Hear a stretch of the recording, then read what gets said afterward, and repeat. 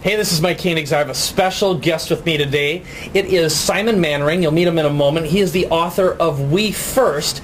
And today we're going to be talking about something that's super exciting. It's a social branding blueprint. Now we're going to talk about why you need one. And I even made a cheat sheet for myself here. It's because you want to build your brand, your community, and your profits. And one of the things that Simon's going to be talking about is the value and the importance of storytelling. It's something that I'm really, really passionate about. But he's going to talk about a lot more than that. It's how you can leverage social and your brand to make more money. All right? So what I'm going to do right now is cut to a super cool animation, and then we're going to come back and you're going to meet my friend Simon. First, me. Then you. Then me again. Then you two. Then me. One more time. Then everyone else in line. And I'm sure they'll be just fine as long as me gets mine. Mine. Mine. Mine. Mine! Capitalism has been acting a bit childish. Unwilling to let go of its me. That security blanket of its youth that's been keeping it from growing into its W. And understanding that me in reverse is M. And M upside down is W. And W on its right side is E. So all this me first mentality needs is to be turned upside down and placed on its right side to see that we is the new me. And capitalism is no longer just growing. It's finally growing up. How valuable a company will be to me depends less on how well they be to C or B to B, and more on how well they be to we, the new stars of the show. Mindful and socially responsible customers, from moms to millennials, will light up the red carpet at every brand premiere. And their response when fashion correspondents ask, "What do we wear?" will be, "I'm just rocking a t-shirt that reads, I changed the world by buying a t-shirt made of conscious consumption that contributed to the relief of 6,000 disaster victims, the full tummies of 17 million hungry kids, and 4 billion liters of clean water, and all I got was this lousy t-shirt." And I'm good with that because I know what I'm wearing looks good, because I feel good in what I'm wearing, like a CSR superhero in a brand new costume. Please excuse me while I sew this W on my cape, because the new Dark Knight is we, and a global brand initiative is the new Justice League. Brands of all sizes, combining forces and expertise that agree to use their powers for the global good of we, to fight for sustainable capitalism, for corporate and consumer activism, for fan action over acquisition, for blind profits, new proactive vision, contributory consumption. A WeCommerce solution that proves the evolution of revolution is contribution, turning every retail transaction into a retail brand action. From brick and mortar fashion to mobile apps and virtual rations, consumers and brands are forming a new social media. And the irony is, technology is actually completing us, teaching us how to be human again, to remember why it is we make money in the first place. It was never supposed to be profit for profit's sake.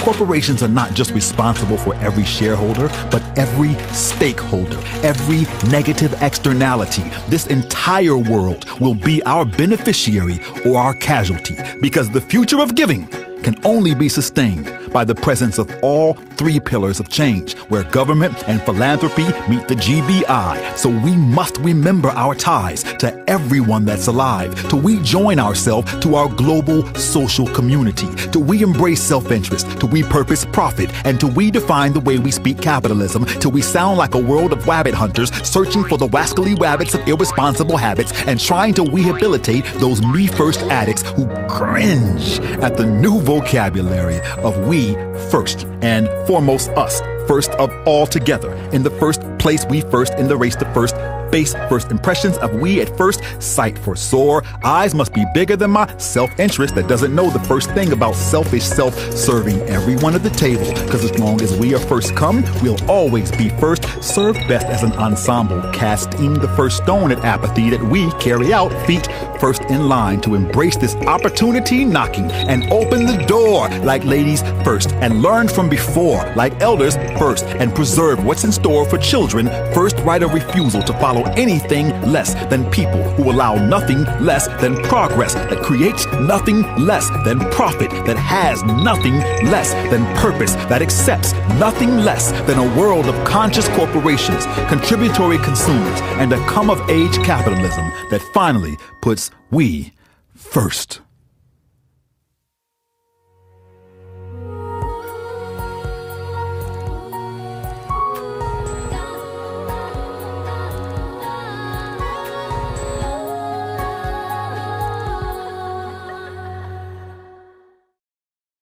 Okay, well, welcome back, and I'd like to introduce you to my friend, Mr. Simon Mainwaring. Thanks, Mike. Thanks for being here. Thank you. Coming all the way down to beautiful San Diego from LA on Absolutely. Kind of a chilly day. It is, and actually came from Australia a few days ago, so this is a long trip. All right, well, the best part about you is you have an interesting accent, so... Actually, I'm from Minnesota. It's completely fabricated, and I'm sorry. No, I'm from Sydney, Australia, yes. All right, so let's talk a little bit about what we've got in store for my friends today and what a social branding blueprint is. Sure. I took a few notes before we began. So maybe the first thing is let's talk a bit about your book. I'm going to hold that up for the camera one more time. It's been out now for how long? It came out in June, so... Okay. Oh, we shouldn't mention dates, but let's just say it's been out for a certain period of time. Okay. June of 2010, that's what we'll say. No, 11. 11? Yeah. Oh my God, yeah, a whole year went by. I know, just right? Like right, that. right. Okay, and you know, obviously I met you right about the time that the book was coming out. That's how we got introduced. I was that sort of vibrating, I'm launching a book sort of freakazoid, yeah. Yeah, exactly. But it went on to get some awards and some big acknowledgments. So why don't you talk a little bit about what the book is, and then we'll transition into the social branding blueprint and why that's so important. Absolutely. The marketplace is changing. We're all overwhelmed by new social technology. The economy's tough. And as a long-time brand guy who's worked on brands like Nike and Toyota and Motorola, I saw that everything was changing. I knew the business was going to change. So I sat there and I thought, well, what's it going to look like moving forward? How do you actually take this social stuff and use it to amplify your story so that you can build a community that drives your profit? So the book lays out a blueprint for a new private sector, the way that companies interact with their customers, the way that customers interact with each other, so that you build a business that builds itself. And, you know, I did that because I wanted to stay relevant. I didn't want to be an old guy that wasn't relevant anymore. And I think every business owner, every entrepreneur, every non-profit out there knows that these new tools are amazing, but how do they use them? Right, right. And more importantly, not waste time on them. So it's about leverage. Absolutely, time, absolutely, right? yeah. And I just want to just stop here just for a moment. Can you say the word Toyota? Toyota? Okay. You said it with an R. It was interesting. It was an accent. Toyota. Oh, yeah, really? Toyota. Right. Okay, so I'm going to just come back to that every once in a while here and make fun of you. I hope that's all right. That's what we do in Australia. It's a sport. We call it affection, but anyway, you know. All right.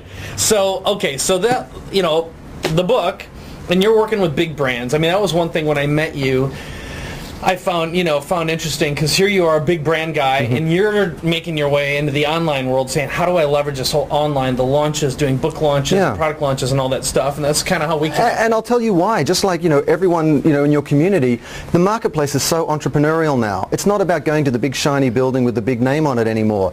With all these tools, Facebook, Twitter, LinkedIn, and so on, and all the different tools that you make available, you can reach any number of people anywhere in the world almost instantly. Yeah.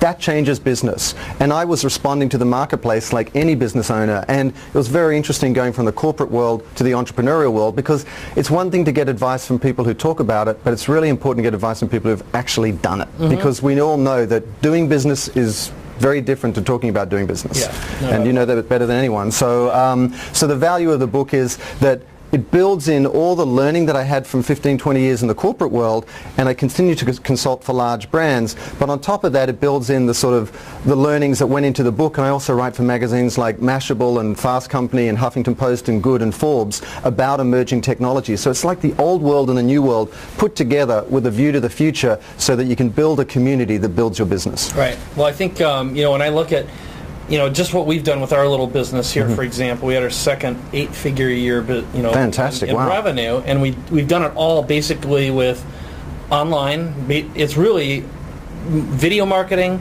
social, and then affiliates, partnership marketing. Okay, in a very, very small, narrow niche. Right. Okay. Right.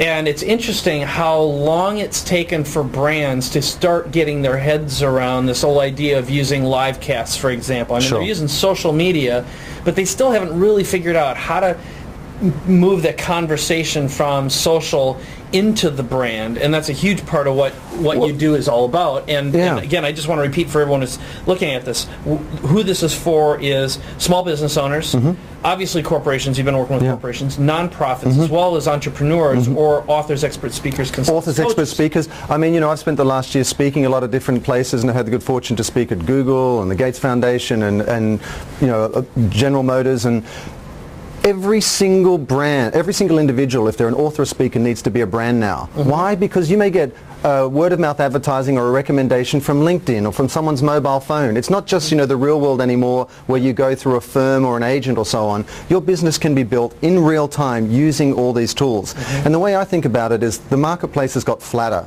in the sense that there's all these different tools. You could be on, you know, you could be on someone's smartphone, you could be on television, you could be on someone's computer, and suddenly your brand is across all these different channels. And so the marketplace is fractured, and there's all these different social channels, in which case you've got to put your hand up as an entrepreneur really high and say, I'm here. Right. Because you're no longer the destination in a sense. People don't come to you. You've got to be out there moving between all these different channels across all these different media. And you know, your point about big brands, they want to change this way, and they're deeply engaged in digital and social technology, but the entrepreneur is almost at an advantage because they don't have that inertia. When you've got tens of thousands of employees, it's really hard to change anything. And it's really hard to engage in real time and build that rapport with your customers. But if you're like an author or a speaker or a social enterprise or a small non-profit or, you know, or a startup of some sort, you're actually better suited to use this technology because you haven't got to take the whole ship with you. But big brands are doing an amazing job out there, and what I did in the book and what we'll talk about with the blueprint is to, you know, look at the lessons of the smartest brands in the world who do have the benefit of the big marketing budgets and all the experience and research. What are they doing? What are the smartest marketers doing? And how can we apply that to small business, to non-profits, to entrepreneurs? Okay. So let's talk a little bit about what a social branding blueprint is and why that would matter to someone. So before we got on camera, I said, okay, what are the steps? What are the stages? Because I wanted to begin there. So first of all, why does a nonprofit, why does a small business, why does a big business, and why doesn't even an individual need a social branding blueprint? What's the benefit? There's two main things. The first one is just making sure that things are actionable. I think we all go to a lot of conferences, we all go to a lot of events, we take a lot of notes, we go and we put the book back up on the shelf, and we don't apply it to our business, and suddenly, where's the real value we've had? And over the course of my career and in the last 10 years of consulting to big brands, I thought, why not take all that learning and build it into something that you can use? You can actually walk out with an actionable blueprint in your hand that you can act on. So that you want to give people real value. But then secondly, the larger architecture for the blueprint is this. There's two issues, storytelling and social technology. And the problem right now, it's a funny problem, is that a lot of people, you know, 3 years ago social media was a fad. Now, 3 years later, everyone's doing it, but they're rushing to social technology and overlooking the importance of storytelling. And what brands like Nike and Coca-Cola and Procter & Gamble and Unilever do so well is they tell their story in a way that's meaningful to customers. And why is that important? If you're relating to somebody through social media, but it's not meaningful to them, do you think they're going to use those channels to pass it on to somebody else? Absolutely not. But if you tell that story and frame it in a community-facing way, then that's when the social technology works for you because they're motivated to share it and now they have the tools to share it. So it's kind of this marriage of traditional media with new media, with storytelling, with social technology. And when you put those two together, suddenly you get the success you want. And a lot of people who overlook the storytelling go, well, I'm doing all this effort, all these tactics, all these strategies, and it's not working for me. I'm not sure this stuff works. But that's why. So the blueprint puts those two together and walks you through 8 modules that take you through that. Okay, so what I'm going to do is I'm going to just go through each of the 8 modules, and we didn't talk about this before we got on, but I'm going to put you on the spot. I'm going to ask for an example of each one, if that's reasonable. So the 8 modules in creating a social branding blueprint are, first of all, you say identifying the marketplace. So Now, does that mean both it's basically the buyer or the prospect as well as the marketplace, or what is exactly There's three components to the marketplace. One is that we have, forget the technical definition, we have a very recession-like experience of life here in the United States and around the world. Okay. So people are struggling right now. You've got to recognize that in terms of your customer base out there. Secondly, consumers are very distrustful. Edelman, the largest PR firm in the world, came out with their Trust Barometer report, and that said that trust in business fell 8 points over the last year to be only 5 points above Russia in the US. So, consumers are very distrustful after Wall Street, after the global economic meltdown, after CEO pay, after, banking practices. And then thirdly, consumers or customers are connected in ways that have never existed before. We see that with the Arab Spring Revolution. We see that, with the Occupy Wall Street movement. We see the pushback against Netflix. Last week, we've seen Verizon when they had to back down on their, $2 fee for paying your bills online. We've got customer activism out there now, which is being empowered by. So that's the marketplace. How do you actually respond peculiar to this marketplace today, not just taking old practices and trying to just plonk them on top of, whatever new business expression you have? How do you do it specific to today so you succeed? That's good.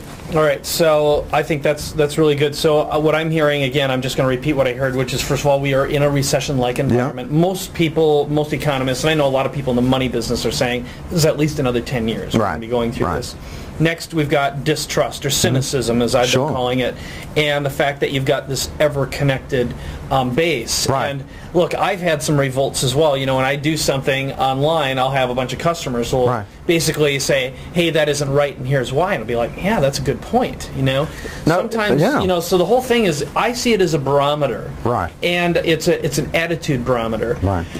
And so, it's very powerful. Okay, so did you have something else to add? No, just, everyone talks about social media as a dialogue, and it sounds like a theoretical thing that we're talking about. But look at it. Customers are talking back now. Right. And they're saying we don't like it. If you look at Bank of America, their fees, their $5 monthly debit fee, one woman organized 300,000 people online to put a petition together, and Bank of America backed down. Or Bank Transfer Day, where people got sick of banks, there was actually $4.5 billion in assets when 800,000 people transferred their accounts to credit unions to say, banks, we don't like what you're doing. Yeah. When I wrote an article recently for a magazine about predictions for 2012, and the prediction is the year of customer activism. On the strength of what they've seen going on in the Arab world, on the strength of what they've seen with Occupy Wall Street, customers are now saying, brands, you better be more socially responsible, and you better talk in terms that are meaningful to my life, or we're not going to support you by buying your stuff. Very good. Very good. That's very powerful. All right. So now we've got brand definition. And or the brand definition purpose, how you tell your story. There we go. That's what I have on here. It's really interesting. It's basic human nature that if you don't know who you are, how could anybody else know who you are? Right. So how could they use social media to talk about it? And the smartest brands out there, the Nikes, the Coca-Colas, the GMs and so on, they define what they stand for, and then they distill it down into emotional terms. Can you think of an example? Okay, so 2 years ago, Coca-Cola changed its global strategy to open happiness. Remember, it used to be the real thing? Now it's open happiness. Let's look at open happiness. Firstly, it's an emotional proposition. You're offering happiness to people. It's focused on the community. We're opening happiness for you. We're not the real thing anymore. We're opening happiness for you. And it's still distilled down into emotional terms, very simple language, and at the same time it's global, because happiness means very different things to different people around the world. But what they did, which was so clever, is they did a campaign where, they were both local and global. So what they did was, it was called Expedition 206. They got teams of ambassadors together, and then they crowdsourced their community of customers to say, which team do you like? And then that team went to 206 countries around the world, documenting across all social channels what happiness means to them. Wow. So what does it mean to you in Bulgaria? What does it mean to you in San Francisco? What does it mean to you in London? In which case, you're talking to your customer about what they care about. They're generating all this content on the back of which the brand can promote its product, and also do things meaningful things in terms of their lives. So there's a global brand, one of the biggest, smartest marketers in the world, not so much focusing on social technology, but saying, how do we tell our story the right way so that digital and social technology will work for us? And ultimately what this is about emotions and feeling, which is... We're still human. Right. Despite social media, we're still human. The currency we still trade is emotion. And so, in terms of purpose and brand definition, how am I going to be meaningful to your life as a brand? Right. Coca-Cola's meaningfulness is happiness. They want to offer you happiness. Pepsi, their biggest rival in the world.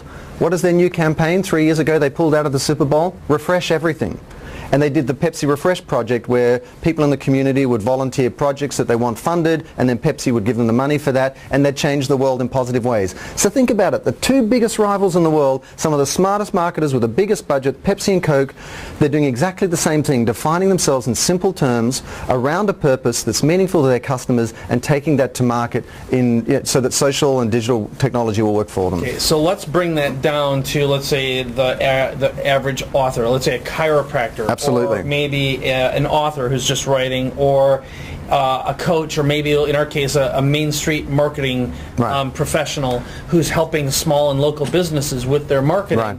How would they leverage this from a story perspective in defining their brand and differentiating themselves? Absolutely, and I'll give you a few concrete examples. And I actually am an author speaker, so to this point about it's good to get advice from people who've actually done it, I had to sort of work out what I stand for and distill that story down, which all ultimately led to We First. So I've been through this process in the last 3 or 4 years. And so We First is community facing. It's about putting the community first, so it's an example. But let's give an example. For example, imagine a realtor. A realtor's out there and they've got a business, and every time somebody goes and checks out a listing that they have recommended and they check in at that listing, that realtor may make a contribution to a cause that their community cares about. So it's purposeful, it's meaningful, but they're still doing what they're doing, and they can talk about that and show that across social channels. Look who we're supporting, what we're doing. Or let's say that you're a financial advisor. Financial advisor once a month could actually cross-pollinate the online and offline world by getting his clients together and letting them talk to each other and talk about their shared experience, and then let those relationships flow back into the online world. Putting together a networking party and being known for doing that kind Absolutely. of thing. So the online-offline connection is still there, but you're showing that you care about the individuals, not just care about your business and yourself. And if you're an author speaker, this could not be more important in the sense that you've got to put your hand up high and be seen, because everybody else can. So, it's not about just doing a book anymore and having a successful launch. It's like, what do you care about? What I care about, I have 2 daughters. I care about women and education. My wife is a Montessori trained teacher, so we support the United Nations Girl Up Foundation because that's important to us. And that informs the whole message and the purpose of We First and so on. What's important to you as an author? What inspired you to do what you're doing? And then how do you frame that as a purpose in emotional terms that you can take to market? And then how do you build a community around that like Coke and Pepsi have? And then how do you use social channels to promote that message and build that community? That makes sense. Okay, so the whole thing is, when you get down to it, it's how people see you and how they remember you, what they remember. And how you inspire them to talk about you to other people so these channels work for you. And if you're not doing something purposeful, why should they care? Yeah, I think our, thematically, some of the things that we've been doing, and again, it wasn't like I didn't have a blueprint. Some of this is I've had to take years and years to kind of figure out our way. Right. And figuring out our marketplace to our brand definition to, for us, one of the things we stand for is creating 1 million entrepreneurs. Yeah, and then 1 million millionaires is the natural second. Right. And we tied that to the work with Vivian's foundation, which is like My Child Foundation, saying, okay, we're creating entrepreneurs on the other side of the world who literally transform an entire community in 6 months. Right. You, as an entrepreneur, have an opportunity to transform not only your life by creating economic freedom by using our tools, but to support and help small businesses grow and flourish as well. So, you being an entrepreneur not only will create an opportunity and a job for you, you're probably going to be hiring 1 or 2 or 3 people. Right. And what has happened is we've got people like Fireman Mike Lemoyne, who's surfaced as one of our internal heroes. And, one of his best stories is how he hired 2 people, got a business partner, and then his wife recently left a government job and is now working in the company full time and also supporting. And he's helped save businesses that were literally about to go out of business. Right. And instead of folding and closing and laying off people, they not only grew and flourished, but they hired more people. So, a great American hero in American terms is a job creator these days. And, that example and my example are exactly what the blueprint's all about, because here am I, I've had a successful advertising career and I'm supposed to know how to do this, but when it came to doing it for myself as an author, speaker, entrepreneur, it was so hard. Right.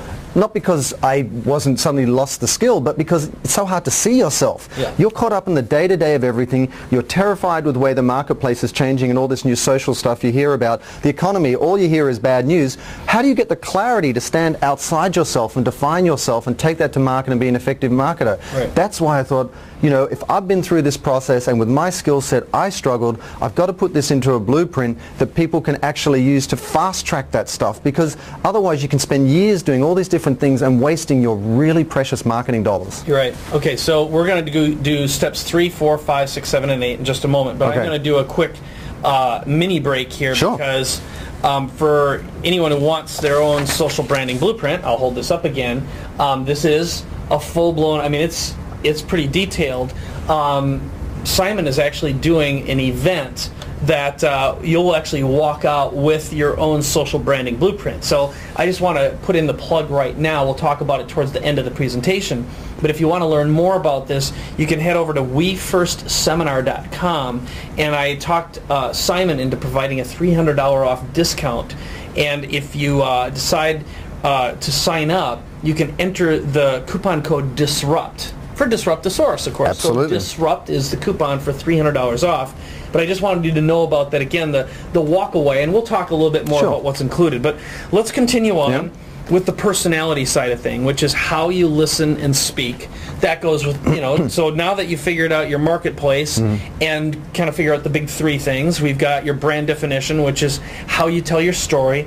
Now you've got to have some sort of a visible and an auditory and a visual personality, Right. presumably, right? Right. But it's also, like you say, it's how you listen and speak. So let's talk about listen and speak. Well, it's maybe in an example. It's so funny how, you walk into a party and it's a packed room, and if you walk in there and you just talk about yourself all night, you find yourself pretty alone. Yeah. Pretty soon. It was like at My the punch. wife always says, if you want to be interesting, you need to be interested. Exactly, right? Yeah. And now, for years there's been monopoly of media channels, television, print, radio, which is all broadcast. This is what you should do, this is what is cool, this is what you should wear, this is what you should think. Now socials come along and we can talk back, and brands are like, oh, that's kind of, this is a dialogue, it's not a monologue anymore. We have to listen, and the most effective brands out there are listening, and what they're doing is crowdsourcing. And crowdsourcing is just a fancy term for reaching out to your community and saying, what do you think? And I'll give you a concrete example. Mountain Dew, about 18 months ago, wanted to develop 3 new flavors of their drink.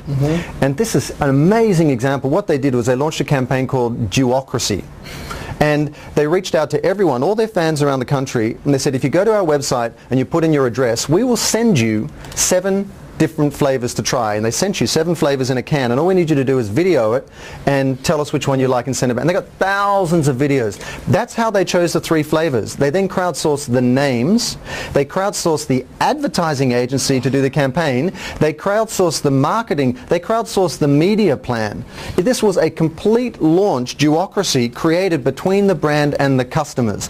And when you see, for example, Levi's as well, Levi's recently crowdsourced the face of the guy and Levi guy and girl on Facebook. So they put up faces of different people, and the community got to vote about which person would represent the brand. Why did they do that? Firstly, it shows that they're listening. They even care what you think. Right. Secondly, all the community that's got involved in doing that is already invested in the result before it even goes to market. They had a say in that. Oh, I was involved in that. So it's pre-marketing, taking your community with you. And the examples go on and on and on. The same way with Coca-Cola asking what happiness means to you, or Pepsi asking, what is the cause that you'd like us to contribute to in your community. Suddenly it's a dialogue.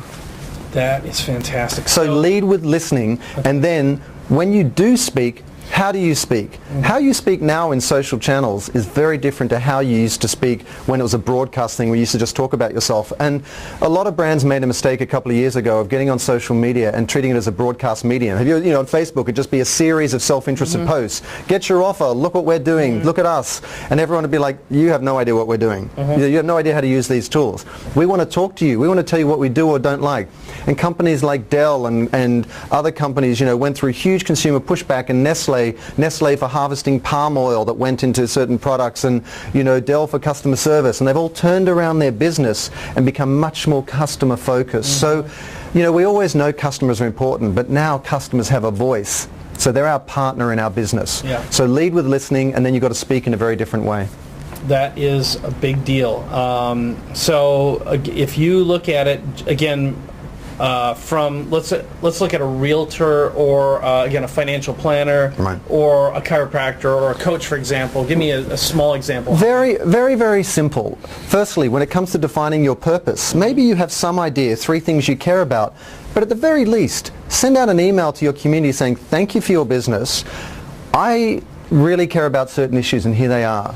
I'd like to know what's meaningful to you, so that when I make a contribution to this end, it's going to resonate with you as well. So involve them in that process. Or, very simply, email your community, whether you're a chiropractor, whether you're a speaker, whatever, and say, what can I do better that you would respond to?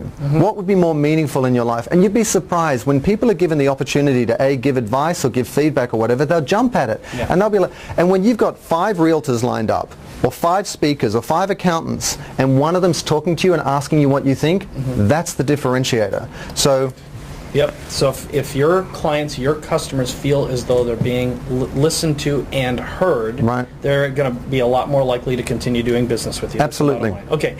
So the next one is alignment inside your company with your employees and the leadership.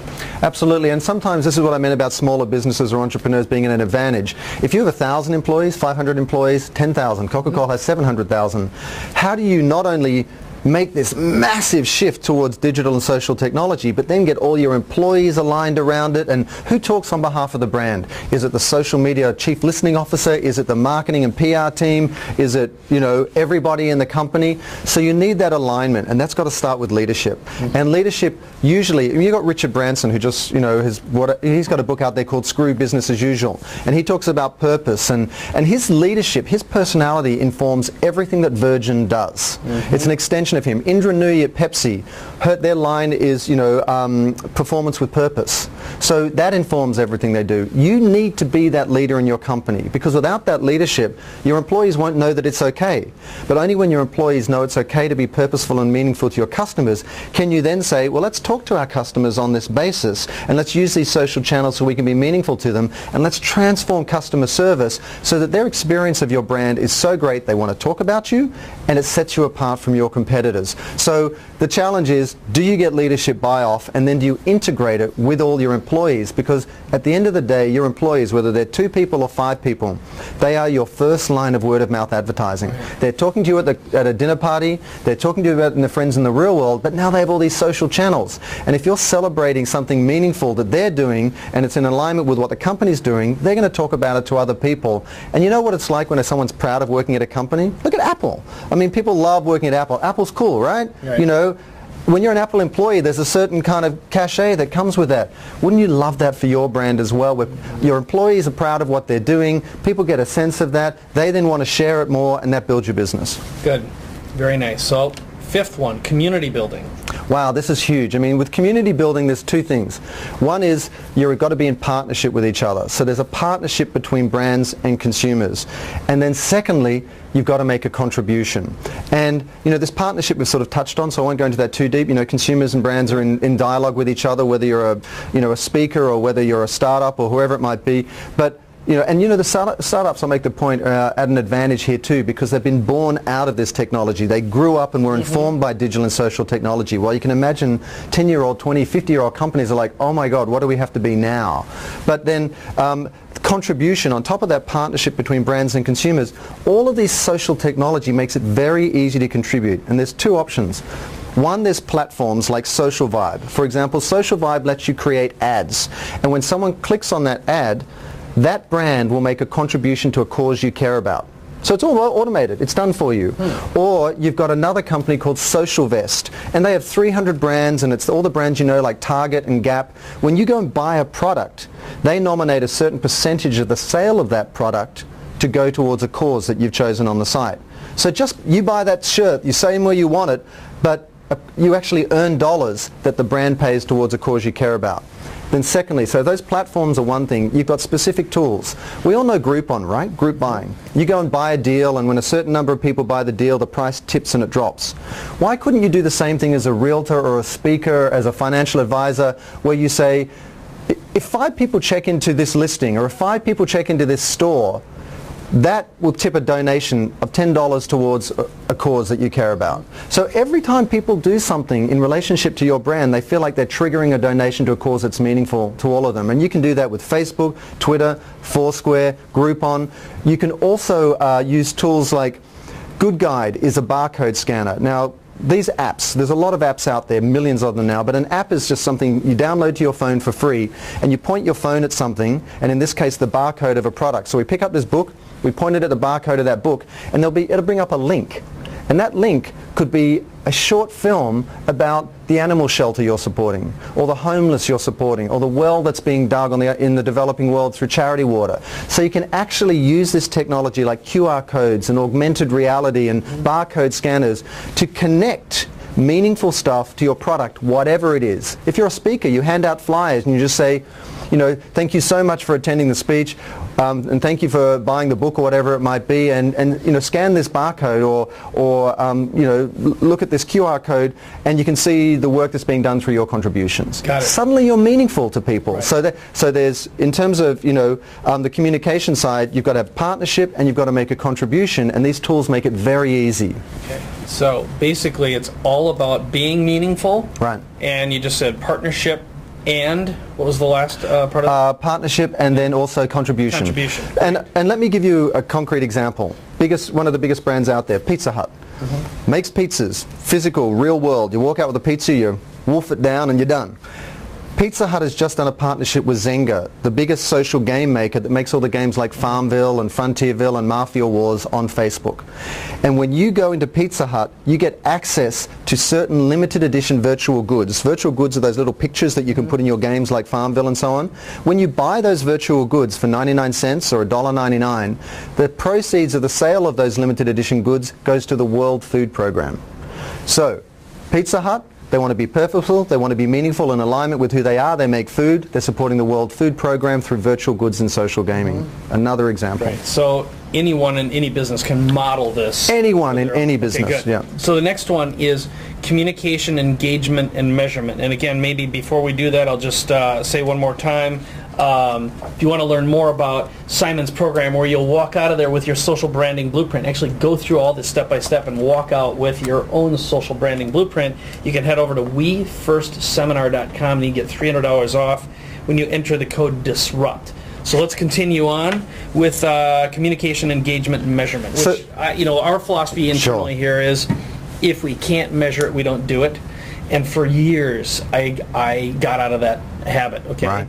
And the net result is there's all kinds of waste going on, right? And now we actually started a department called the Department of Irrefutable Proof. Okay. So you tell me your version of this, and I'll give you a little example, something that we're doing internally that hopefully will... Well, I won't you know, go on about it too much, but there's all these different tools: Facebook, Twitter, YouTube, LinkedIn, Google+. Each one of them have a different audience. You've got to talk to them in a different way. So instead of being an entrepreneur or a startup or a non-profit sitting there going, oh my gosh, there's all this social media and all these different channels, and how do I manage them all? You know, the idea of the blueprint is to walk through not just what each one is, but then also different strategies peculiar to each. But to your point, if you can't measure it, you can't manage it. And there's different tiers of measurement, and the only reason people can measure now is that it's really easy to do. No one was going to do anything because they're too busy in their lives until it got simple, and that's the power of these tools. They're simple. So you can do Google Analytics, which everyone knows. If you're on Google, you can get analytics, and you can put in different websites or, you know, e-commerce sites, and you can actually get, you know, the traffic measured for you and emailed to you as a report every week. Simple. The second thing you can do is, if you want to engage across a number of different platforms, there's things like TweetDeck and Hootsuite that will bring up your Facebook, you know, news feed. It'll bring up your Twitter, your Twitter stream, and you can watch things in real time, plus you can get analytics. There are also influence measurements out there like Clout, which will tell you, as a function of your outreach, what is your Clout score? What is your social influence out there?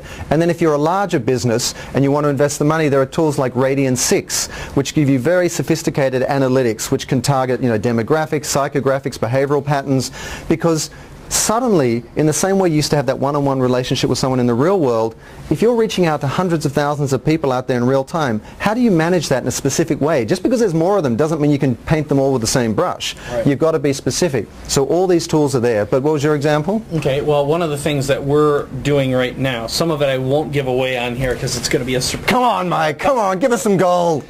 Well, so we started, one of our business philosophies is to create heroes and all-stars. Okay, a hero is someone who's used and implemented a product, got and has results, and we can measure and verify it's in fact real, right? An all-star is someone who's gone through that, and we actually bring them into the community to teach and train our own customers. So they get to, and the net result, the benefit to them is we literally can take someone who 30, 60, 90 days ago may have just started, has no real business of their own, is just learning this stuff, and we can catapult them into a state where they're like a rock star in our community, and thousands of people are going to them for support and help and hiring them to do coaching, and you know, we literally are giving them a platform. And you think about it as an author, you know, when you came to me, it was like, okay, I've got this book, what do I do? And I'm like, how big's your list? Not too big. How many people will mail for you? Not that many, right? And you're like, what if you had someone I'm a complete newbie, right. And there's nothing wrong with that. It's just part of the learning process. But in this case, we've literally jump-started and created entire coaching businesses for some of our customers all overnight. So now we've turned that into a defined department, and inside our community, we brought more community together. Our last product launch, which was Cross-Channel Mojo, has a community, and we have an honor roll. People post their successes. It doesn't matter if they just did something and they got a result, or they made their first $1. And Gabby, who's on our team, spends time with them, researches them, verifies that what they're saying is true. Of course, we have to make sure of that. And then we're cultivating that information and starting a dialogue with in the form of a newsletter. Which shows you're listening to them and giving them a platform on your brand. All we're doing is we're going back. Our entire marketing cycle is switching from mail, buy my stuff, to look at what other people just like you are doing. This is the community-facing way to tell your story. And you know, here's the thing. Create heroes out of your customers. Create heroes. The way I express it is that you can no longer be the celebrity of your community. You have to be its chief celebrant. You need to lift everybody up and succeed. And you know why? It's because there's the same conversation going on between brands and customers, but the polarity has reversed. The direction is reversed. It used to be brands telling you what to do, what to think. Now it's like consumers are telling you what they want and what you should do. So you can still have that conversation, but it's a very different driver, and that shows that you're listening to people and giving them a platform and responding, and that's why there's been the success. Good. Yeah, well, we've got something else coming up soon that will really stack. You're not giving away any gold at all. I can't do this one as a surprise. Okay. Put it off camera. All right. So 7th stage. So I'll just go through these. So far we've got identifying the marketplace, brand definition and purpose. You've got personality, how you listen and speak. We've got alignment, which is inside your company. 5th is community building. That's the partnership between your customers and your brand, and how you're meaningful and contribution. You've got communication, engagement, and measurement. Makes sense. Now we've got maintenance. So how do you maintain that presence? Which I'll just say, you know, like, it is overwhelming. For anyone who's got a business, they're like, okay, so I got to go out and talk to people through every imaginable channel, right? And then you're telling me I got to manage and maintain Google Plus and Twitter and Facebook and LinkedIn and YouTube. How the hell am I going to have time to actually support and service my customer? I absolutely agree, and that's why you have to make some choices. But when you make a choice, you want to make sure it's based on case studies and real-world examples that have got real return on investment. That's the thing. That's what every big brand wants to know out there. They're not going to invest their time and staff in there unless you know it's for real. And so what the blueprint does is it's going to walk everybody through the case studies and ROI of those case studies so that you can go, great, here are 6 or 7 different strategic options specific to this tool. I like 3, 4, and 5, and I have confidence in them because I've seen these case studies, in which case my go-to-market strategy will be this story with this purpose communicated in this way using these tools with this strategy, and then I'll maintain it over time in a certain way.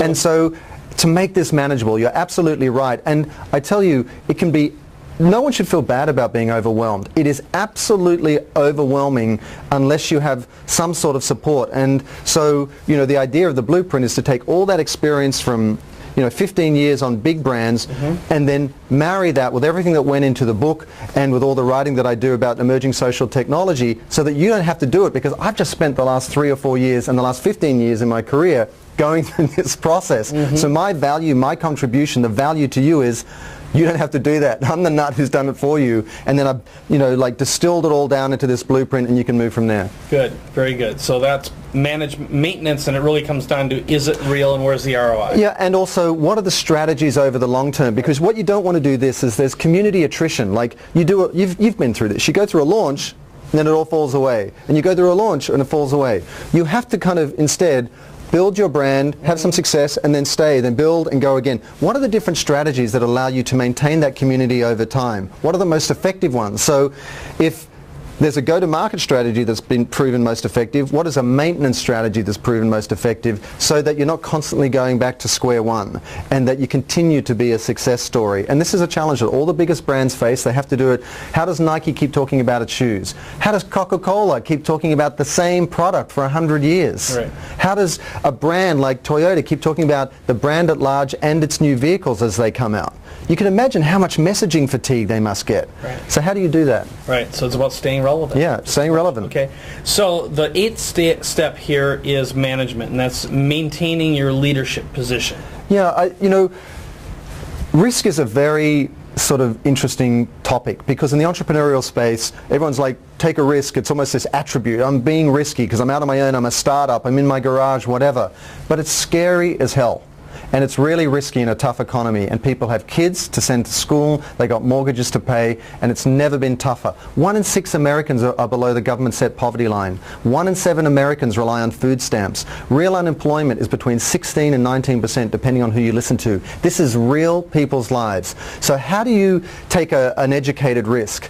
And really, leadership is about that. The biggest brands out there are investing in their future and making sort of educated, calculated risks. And so what I'm doing at this stage of the blueprint is saying, listen, these are what the leaders are doing, because it's almost like risk mitigation. If you look at what the leaders, smartest brands are doing, what risks they're taking, then what risks should you be taking? So that it's not enough to sit on your hands anymore and go, wow, I've done this, I've actually caught up to Facebook and Twitter and LinkedIn, and here I am. Yeah. And then you're like, Google Plus is here. And then it's like, oh no, Path is here, and now everything's going mobile, and and suddenly we have virtual change rooms, and everything keeps moving.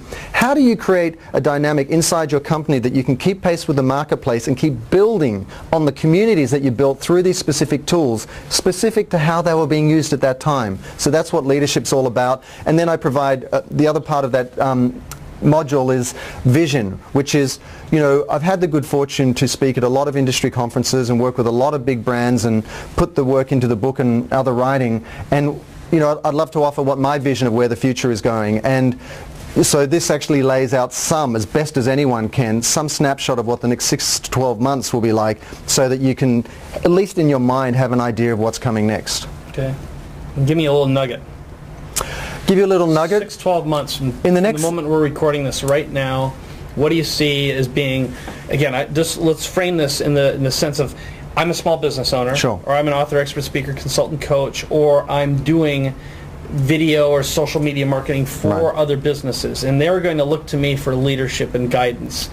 What do I tell my prospect? What should I be focusing on that has the highest probability of a guaranteed ROI that is worth spending and investing my time on? Other than, of course, building my social branding. Absolutely. No. How's that for a... That was shameless. That was terrible. Yeah. So there are two things. One is emotional and one is sort of intellectual. Okay. The emotional one is the importance of this purposefulness. This is not about being well-intended. This is not about trying to suddenly build a better world and growing a conscience. If you're a business owner, you need to recognize what's driving the marketplace right now. And again, Edelman, the world's largest PR firm, in their Good Purpose report, did a survey all around the world, and they found that 86% of consumers, want brands to put society's needs on the same level as business needs. Why is that? It's because everyone is having a really difficult time right now all around the world, as we see in Europe and Greece and then all through the United States. So the consumer mindset is, if you want me to support you and put my dollars with you, I want you to help us get out of this mess. So purpose is one thing you have to, and that's not going away any faster than the economy suddenly changing. And I'd go so far as to say purpose plus vision, right? Yeah, purpose plus a vision. Someone a pathway that's bigger than themselves. Absolutely. You know, for example, the vision for We First is I want to bring the best of the private sector to the social change space. That's my vision. Coca-Cola wants to open happiness all around the world. Pepsi wants to refresh everything. Toyota They should stop making people fat. Well, no. And then you've got Toyota with the Prius. Harmony between man, nature and machine. That's what they want. That's their promise. That's their larger vision. So that's purpose. On the second side of it is the more intellectual side, which is, or technology-driven side, which is everyone's business. If you're a speaker, if you're a non-profit, if you're a startup, if you're a social enterprise, your business will live and die at the intersection of mobile gaming and social technology. Pretty much in the next 12 months. I'm always astounded by how quickly things come. What I mean by that is the number of smartphones. Everyone is using, the majority of people are now shifting to surfing the web and using social media on their smartphones. And there are 10 billion smartphones all around the world, despite the fact there's only 7 billion of us.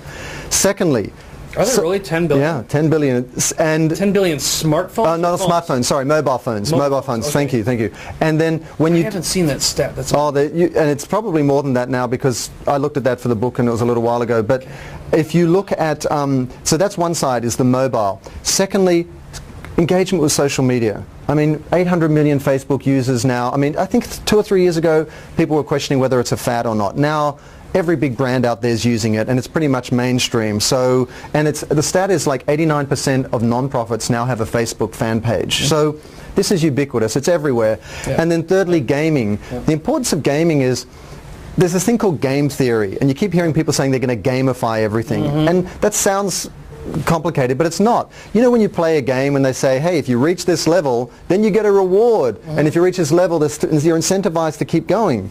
Those same sort of dynamics are now being applied to business everywhere. So if you go in... a lot of ways they have. You earn points when you fly or whatever. That's you get a badge. Game theory. A game theory. Freaking fly points. Or if you check in at Foursquare, you become the mayor of a store, and that gives you social currency. Or if you go in and check in at a Gap store, you get 20% off your next purchase. Basically, they're incentivizing you to do this. And so when you think the majority of people will be engaging with social media and the web using their smartphone, they're having experiences with your brand as an author, speaker, whatever it might be, on that phone. It's going to be a gamified dynamic, and it's going to be social in nature because the gamifying will give you social currency that you want to share, and you'll share it across social channels. That's why Facebook, or what they call now F-commerce, is so important. You can have a store inside Facebook. You can use Facebook credits to buy virtual goods. You can exchange Facebook credits for American Express points. I mean, the blurrings between the online and offline world are absolutely incredible now. So really, the prediction for the next 6 to 12 months is you're going to see this increasing trend towards the intersection between mobile gaming and social technology. So if you're a masseuse, if you're a social entrepreneur, if you're a non-profit, you have to define your purpose, frame that story in a community-facing way, decide what tools you're going to use and strategies peculiar to all of those, and then prepare yourself for a very mobile world so that when someone gets up in the morning, they can see you on their computer, they can look at them on the mobile phone as they walk to their car. As they're talking on the phone, they're getting an alert from you while they're talking to somebody in their earpiece. When they get to work, you're back into the computer, so you never lose contact with them because there's so much competition for people's attention now. It's like shiny squirrel. We're going over here, we're going over, and we've lost them. So how do you keep their attention? But one larger comment about all of this. It's not enough to do any one of these 8 things right. The reason I put this together was from my direct experience of consulting and speaking and all the research that went into the book and writing I do is that the success stories turn on doing them all right. If you don't have your brand story, if you don't have your purpose defined and that story constructed in a community-facing way, social technology won't work for you. If you're doing the best tactics and strategies on social technology, but you don't know who you are, it won't work for you. You have to get these right. And so I sat there and went, this value I offer as a consultant, how do I frame that in a way so I make sure that everybody doesn't miss any of those steps? And that's why I put it together. That's fantastic. Well, let's talk a little bit. I know we've got a slide up here, but why don't you, before I go to that, why don't you talk a little bit about the event and what's planned for folks, and then we've got a summary slide, and one more time, so you can learn a little bit more about it. You can just head on over to WeFirstSeminar.com. The $300 discount code is DISRUPT, short for Disruptosaurus, and you can walk out of there with your own social branding blueprint. And really what we went through in the past almost an hour or so, you've got a couple days worth of material. So why don't you talk a little bit about what this is, why you put it together, and why is it so important? And I know there's going to be there's a nonprofit element to this as well. Absolutely. I put it together because I went through the same experience as everyone watching this, which was I was a corporate guy that then had to define himself as a brand, as an entrepreneur, and it was really difficult. But I had the experience through my career to go, wow, this is really important if you're going to succeed. If you don't do this, it's really hard to succeed. And to do it, it's really hard. So this is not a talk fest. This is not where people come in and talk and then you take some notes and you put it on the shelf and you don't use it ever again. This is 2-day workshop working through your specific brand with the support of experts so that you walk out with a social branding blueprint specific to your business that you can act on. So you can do all these things that we've just talked about in a condensed time frame, because we're all time poor now, and walk out with that. Secondly, so few of us get the access to kind of world-class training and expertise because it's super expensive and so on. At this event, you not only get my support for the 2 days, but there are 2 guest speakers that I'm just so respectful of. The first is Carol Cohn, who is the Global Practice Chair of Edelman, the world's largest PR firm. So she's the Global Practice Chair of the world's largest PR firm, which no one has deeper research into consumer thinking and behavior. No one has a deeper understanding of how to brand more effectively. She'll be helping us with a new customer. And so that's she's going to help you define who your customer is? Is that why do I care about her? Why do you care about it? She will tell you what the latest understanding is in terms of customer expectations. What do they want you to be in terms of purpose, specific to different industries? And then secondly, how do you tell that story in an effective way as a brand? So she's a specialist in customer research and branding. And the third speaker is Robert Tersick, who is one of the world's most prolific creators of interactive content. He is the chairman of the Creative Visions Foundation, and he was the former president of digital media at Oprah's network OWN. And he is a global thought leader that I've seen speak all around the world in this area, and he will tell us about what to expect from the future. So the 3 of us, we're not there talking at the topics. The 3 of us are walking through this blueprint with you, and then we're making opportunities available for one-on-one engagement at lunchtime, and also there's an intimate dinner on the first evening where you can troubleshoot it. So it's all about getting the work done. And then the third aspect to it is you have to be purposeful. The We First message is all about purpose. As I said, we're very passionate about women in education in my family. So what we're doing is everyone who goes to the event, everyone who registers gets an extra ticket free to invite their favorite nonprofit. So we don't get to make the contribution, you get to make the contribution. So it might be a pet shelter, it might be homelessness, it might be clean water, whatever it might be. Because I've had the good fortune to work with a bunch of large nonprofits, and they're doing such meaningful work, and their resources are so stretched, and they deserve the best training, and they deserve the support and recognition for the work that they do, and you deserve the direct experience of making a contribution. So there's those 3 components: an actionable social branding blueprint with real value you can act on, 3 world-class speakers working through that blueprint with you, and then a free non-profit ticket. And I should say it's at the Marina Del Rey Marriott Hotel in Los Angeles on February 1st and 2nd. And it's going to be a really nice experience. It's the rooftop ballroom, it's 360-degree water views, and we're going to make sure everyone has a lot of fun in sunny Los Angeles in the beginning of February. And I want people to walk out going, oh my God, that was incredible value to my business. I could never have done that on my own. I could never have done that in a condensed time frame. And now I can move forward with confidence instead of trying to use these tools in a hit and miss way and wondering why it's not working. Very nice, very nice. All right, so one more time, and we can put the slide up right now if we can. You can see details about it. It's at wefirstseminar.com. You can enter the code DISRUPT, save $300. You'll get the nonprofit ticket. That's a really good plug. You're obviously walking your walk in your talk here, and the 2-day workshop. And then if we cut back to me, your end result, besides spending time with Simon, and really he's a genius at this stuff. He's really fascinating, as you've already found, to be with. But you're going to walk out with your social branding blueprint and meet his special guests as well. So is there anything else you want to do to summarize before we let everyone go here? All I would say is that this is a really challenging time because of the economy and also because of what's called creative destruction through technology. Every period, like in the early 90s, the web came along and everyone was sitting there going, banner ads, who's going to do that? That'll never make any money. And then e-commerce came along and changed everything. Social business is now here.